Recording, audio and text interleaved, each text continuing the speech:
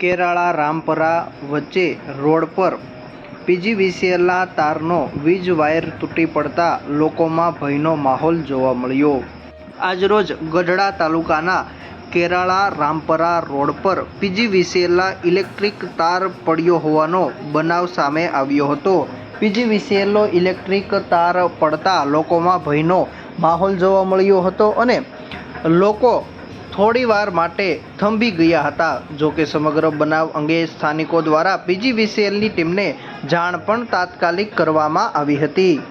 Kerala Rampara road વચ્ચે વીજ તાર પડ્યો હતો, જેના કારણે લોકો થોડીવાર માટે થંભી ગયા હતા અને ક્યાંક આ ઇલેક્ટ્રિક તારમાંથી ઇલેક્ટ્રિક પ્રવાહ તો પસાર નથી થઈ રહ્યો ને તે બાબતને લઈ ચિંતામાં પણ મુકાયા હતા। જોકે આ અંગે પીજીવીસીએલની ટીમને જાણ કરવામાં આવી હોવાનું જાણવા મળ્યું હતું।